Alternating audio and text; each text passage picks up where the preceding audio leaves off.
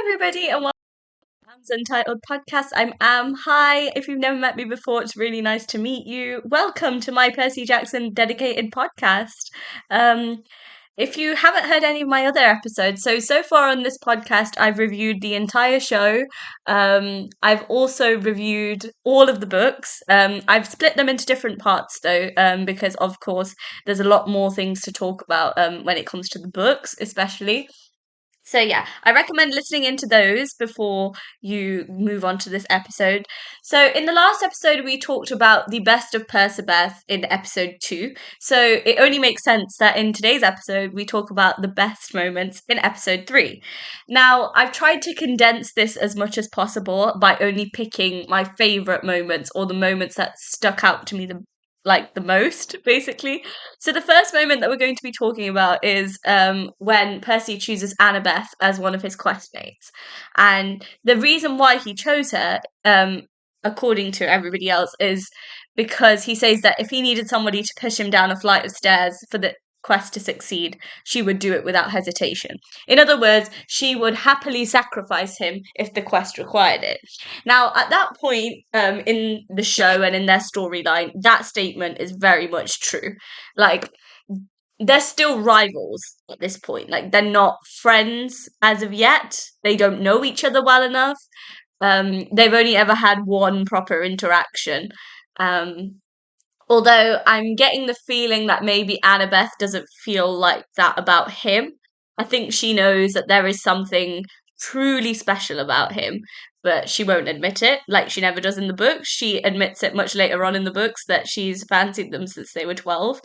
Uh, the next moment that we're going to be talking about is where Annabeth refuses to give Percy up to Alecto.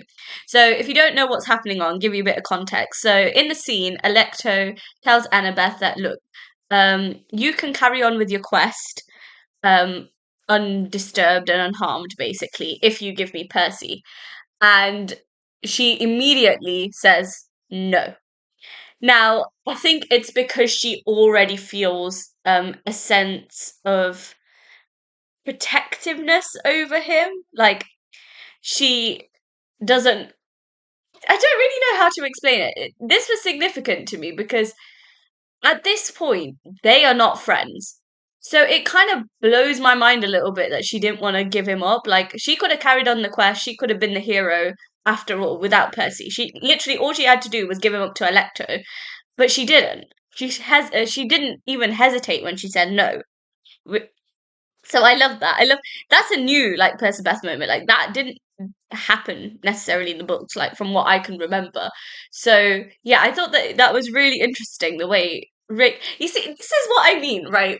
He is very, very good at giving you like small, significant moments. Do you know what I mean? Like things that you otherwise dismiss. Although I'm not gonna lie, I've seen the show about 3 times, so now I'm starting to pick up on things that I never picked up on before. But yeah, I just thought that that scene was really, really interesting.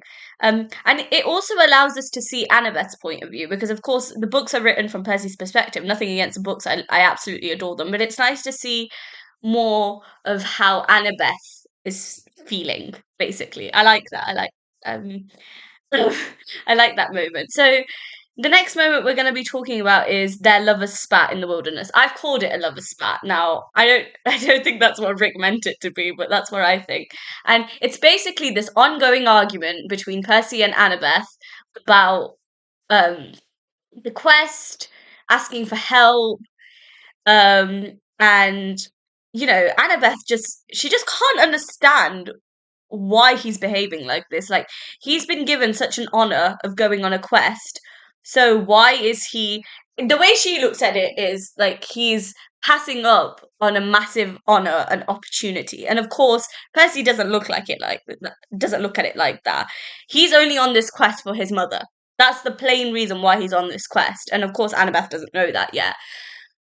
And, she straight up asks him, she knows, what are you so afraid of? You know what I mean? Like, she's not scared to put her foot down. And I love that. And I'm glad that she's always keeping him on his toes. Like, when they're arguing, like, you can feel that back and forward thing going on, if that makes sense. And it's almost like, then Percy obviously makes the stupid thing of bringing up her mom. Now, we would never ever bring up Athena, but obviously Percy did. That was that Persassy nature coming out there. And, I felt really sorry for Grover. Like, even though this podcast isn't about him, but he's in a few of these Percabeth moments, and he's just literally piggy in the middle between both of them. Like, they're both his friends. He cares about both of them. Like, they both keep trying to pull him into the argument. And, it's just, bless him. He just has to stand there and just be like, mm-hmm, mm-hmm. Like, he can't really take sides. And, oh, bless him. And do you know what? I feel really sorry for him because he does realize that he's the third wheel of the greatest relationship that's ever existed. So, in one way, it's kind of an honor, but then I also feel really sorry for him at the same time. Another moment that kind of stuck out to me, is the scene where Medusa tells Percy that Annabeth is going to betray him, if she's given the opportunity. And he instantly like jumps to her defense and he says that, I don't think that she's like that. So, like I said, like he's got that fatal flaw, which is personal loyalty, right? But at this point, him and Annabeth, they ain't friends. Like, he didn't have to defend her. He could have just said, "Oh yeah, like she would betray me," and he could have gone along with Medusa and helped his mom. But he just, I think he sees something in her that he's never seen before. And of course, she's one of the only female friends that he's ever met that's never bullied him. Like, obviously, we've got Clarice and Nancy, and who's the other bullies over the last few years. Like, he gets picked on a lot by girls. And obviously, Annabeth is the first person. She picks on him, but in a playful way, not in like a make him feel like shit way. So, yeah, I'm glad that he just defended her. Like, he didn't even think twice. He was just like, no, like, I don't think that she's like that. He knows who she is, really. He knows deep down that she's a good person. And even though she's got this tough exterior, there is a hidden vulnerability and a softness to her. And I love her about her. Like, she's such a complicated character. Like, when you think about it, like, properly, she's a very complicated character. And I think Percy complements her really well. Like, he's so like loving and affectionate and loyal. Like, he's everything that she would want in a partner, even though she won't admit it. So yeah, I just thought that that was a really nice little moment there. Like I said, Rick plants these seeds that he waters later on, and I love that. um of course, then comes the big reveal scene where Percy finds out that Alecto offered to take him away so that Annabeth could complete the quest. And Annabeth says, like, I killed her sister. And Percy tells Annabeth that, of course, like, Medusa offered to help him save his mum if he betrayed her, but he refused. And the way that she looks at him, like, she's catching feelings, guys. Like, I can see why it's so easy to fall in love with him. That's why, like, and I was joking about like Percy's riz and stuff, like particularly like in book 4, where he manages to rope a few girls. I kind of get it. Like, I can see why Calypso, Rachel, do I want to, Raina, um, he even pulls Nico at one point as well. Sorry if you guys didn't know about that. I've just spoiled it. Oops. Sorry. You should know it. I can't keep spoilers to myself. Yeah, I can see why so many people are attracted to him. Like, he has this, what would you call it? Like, I call it Riz, but I don't think it is Riz. I think he just has a very, very attractive personality. And I think Annabeth can see that in him. And that's why they say that, of course, she fell first, but he fell harder. You could say, oh, I love that. That's so cute. um, and another bit that, like, kind of made me laugh. It's not a proper Percabeth moment, but I watched it in the show and I was like, that's really cute. Is, you know, sorry, minor interruption there. What was I saying? Yes, I was talking about this moment. So it's not technically a Percabeth moment, but it did make me smile when I saw it. So I was just like, I'm just going to throw it in there, just going to include it in there.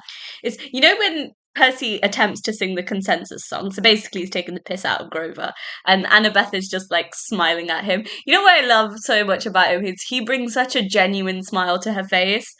And, Annabeth's life has been quite sad is the only word that I can think of. And like, I'm glad Percy can bring this fun happy side to her, which and that's why I love them so much. Like he's literally like I always say it, like he's the light to her darkness, and I love that. They are so just wholesome. Like I don't know, like I get this excited now. Like I was saying to my friend's like, you're gonna literally pass out. Like by the time it gets to like season 4 and season 5, when they're doing Battle of the Labyrinth and Last Olympian, my friend goes to me, I don't think you're gonna be able to take it. She was like, I think you're just gonna pass out. I goes, yeah, I probably will, because I just think that they're just so cute. Like they just melt me every time I look at them. I'm just like, oh, perfect casting choice. Honestly, I could not think of anybody better to play these roles.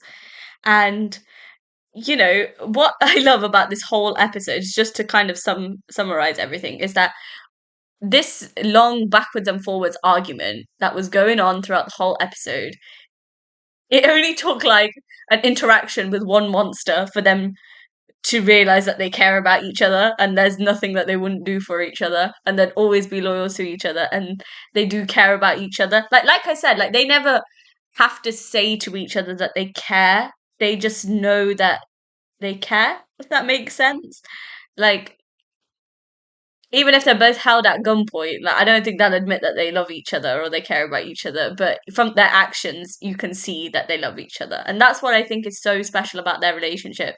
And that's why I'm so grateful to Rick for creating such a realistic, like even though like this is set in a like fantasy world, like their relationship, I think why it resonates with so many people is because it's so relatable. Everybody wants that kind of love. Everybody dreams of having that kind of love. And Percy and Annabeth are just, oh, beautiful. Like, I just, like, even when like talking about them, like, you guys can't see it because it's not an Envision podcast, but like my smile doesn't disappear. I think you could probably hear like the excitement in my voice as well. And it's just like honestly, after I finish like recording these episodes, like my cheeks tend to hurt because I'm always smiling so much. And that's why I decided to turn this place into a Percy Jackson podcast, because there is nothing that brings me more joy than talking about Percy Jackson. So yeah, I just wanted to say like a huge thank you to Rick for being one of the writers on the show. And a huge thank you to Disney for, giving this world a chance and making it so book accurate. Like, oh, just guys, I'm just in love. Like I just love the whole cast. I love the show, and I love what they've done with Percabeth. That's the main thing. That's the bit that I was most anxious about. But when I saw Walker and Leah together, I was just like, yeah, they nailed it. Like they found two people that can really bring this relationship to life. So yeah, those were the best moments of Percabeth in episode 3. I really hope you guys enjoyed listening in. I really enjoyed going back and reliving those moments again. Um, like I said, episodes are available to stream on Spotify and on my YouTube channel, so don't forget to check them out. And whilst you're at my YouTube channel, don't forget to subscribe. It'd be very much appreciated. You can also follow me on Spotify as well, by the way. And oh, my Instagram is at Aamsuntitledpodcast. Follow me there. I always let you guys know when the episodes are available to stream on there. What else was I going to say? You can DM me any sort of questions as well. I do check DMs and emails and everything, so don't worry. I will get back to you at some point. It won't take me long, I promise. And I will see you guys in the next episode where we talk about the best of Percabeth in episode 4. So I'll speak to you guys then. Mwah. Bye!